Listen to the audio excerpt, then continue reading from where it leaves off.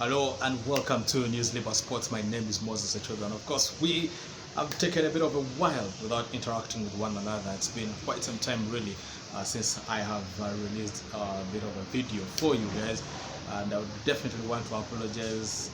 COVID-19 definitely did take a toll on me, created a little bit of inconsistency, but now back.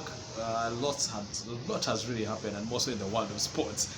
We've seen Premier League closing, we've seen Spanish La Liga closing with that is Real Madrid being declared champions for the first time in about 3 years. We've seen Liverpool winning the Premier League for the very first time in over 35 years. Quite an incredible journey for Liverpool there with Jurgen Klopp and his boys. An incredible journey it has been for them in the last 5 years. Came in 2015. Started the build of the team, but the most interesting bit is that he told them, listen, I cannot guarantee you that I'm going to win you a trophy now, but I can definitely guarantee that we're going to build a team that can be able to challenge in the next 5 years. And in the 5th year, he's actually been able to deliver them to the Holy Grail. Liverpool definitely winning the Premier League right there for the first time in, like I said already, in over 30 years. So an incredible feat for Liverpool fans around the world. For Arsenal, winning the FA Cup, albeit a very horrible season, if you're to go by all the margins, by everything that has definitely happened at Liverpool, at Arsenal.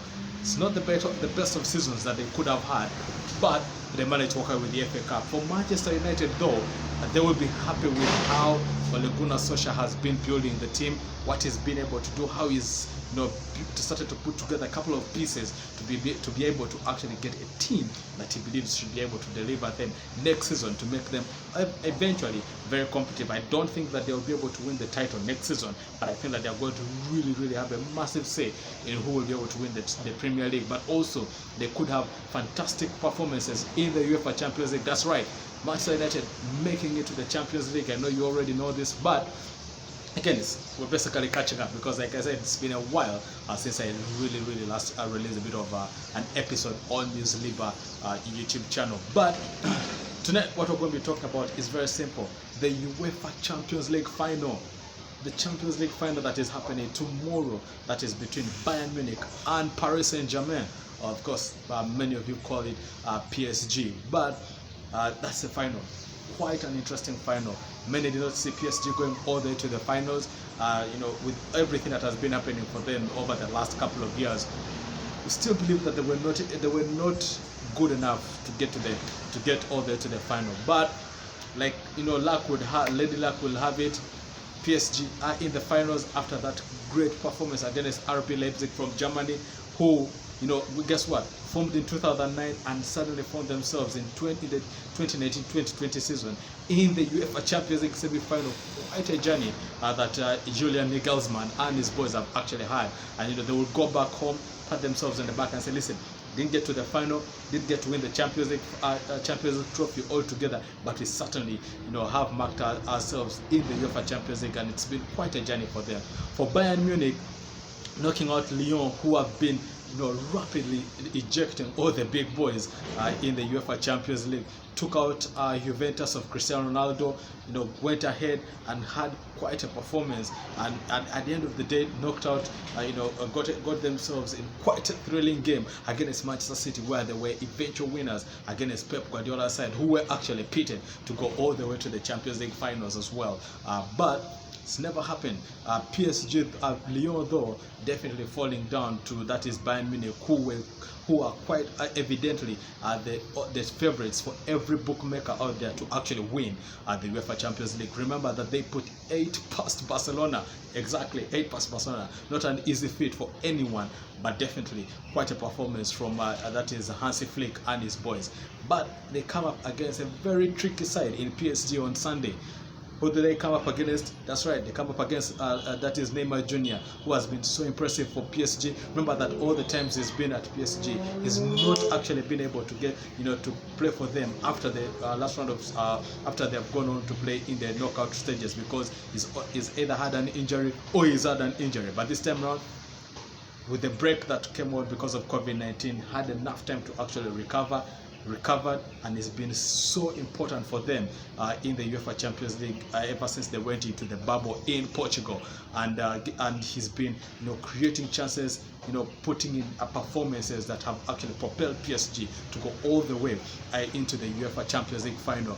And against Bayern Munich come up against Neymar, come up against Kylian Mbappe, who has also recovered from that ankle injury. They come up against Angel Di Maria, who also has that kind of technique. He also, after overcoming that suspension that he had before the knockout stages and the quarterfinals. So at the end of it all, for PSG, all the top three guys that they need at the front are back. And guess what?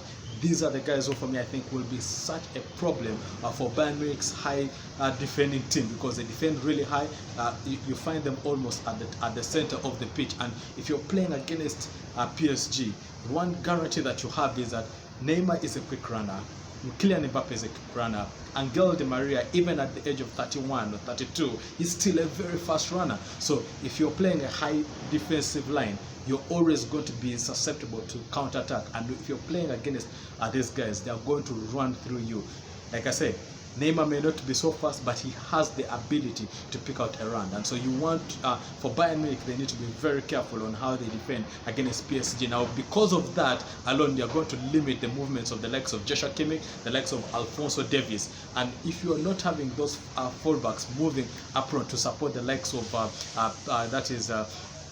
Pulisic, then of course supporting the likes of that is a gentleman, that is not Pulisic rather, if they don't have the ability to support the likes of Thiago Alcantara and of course Serge Gnabry, if you do not have those two fullbacks flying high, you're always going to be limited in terms of creativity. But we know that when you have Thiago Alcantara in that midfield, he's always going to be able to create for you that difference. Now the challenge, like I said, for Bayern Munich coming up against PSG is that if the fullbacks move up like they have always been doing in the recent games, Bayern Munich, when you look at how they play, the midfield does not always drop back to provide cover for those two defenders who move up. That is Kimmich and Alphonso Davies. So if you do not have that, you're always going to leave room for the likes of Kylian Mbappe, Angel Di Maria, and of course Neymar to operate in. And we already know that Boateng is not the fastest on the pitch. Alaba is also not fast, but if you're coming up against the pace of Kylian Mbappe,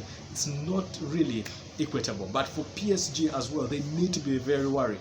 We've seen Serge Gnabry makes those fantastic runs. We've seen Thomas Muller. He's been such a difference for them. He's gone from being the guy in the box to look for the goals to becoming the guy who actually drops deep, picks the ball and drives it forward. So you have to find a way in which you're going to be able to contain them. You talk about Robert Lewandowski's squad in every single game for Bayern Munich this campaign. So you know that there's always going to be a goal for you in there. So Thiago Silva and of course Kipembe, Marquinhos as well need to be very, very cautious on how they take on this game. We've seen Marquinhos going from defending to playing in the midfield and making those forward runs as well. So it's going to be quite a good game really. But one thing that we know and that we're guaranteed for sure is that there's going to be goals in here.